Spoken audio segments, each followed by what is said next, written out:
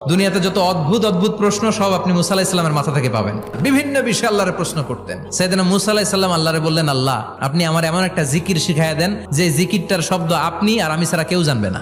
দিনে রাতে সব সময় এই জিকির আমি করব, আপনারে ডাকবো, কিন্তু শর্ত হলো এই জিকিরটা জানবে শুধু আপনি আর জানবো শুধু আমি। আল্লাহ বললেন, মুসা পড়ো লা ইলাহা ইল্লাল্লাহ।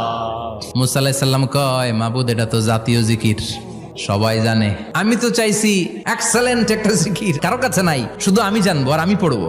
আল্লাহ বললেন, মুসা এই লা ইলাহাকে যদি এক পাল্লায় রেখে দাও, তাম বিশ্ব, 7 আকাশ 7 জমিনটারে তুলে যদি তুমি আরেক পাল্লায় রেখে দাও, লা রাজাহাত কাফাতু লা ইলাহা ইল্লাল্লাহ, মুহূর্তের মধ্যে লা ইলাহার পাল্লা ভারী হয়ে যাবে।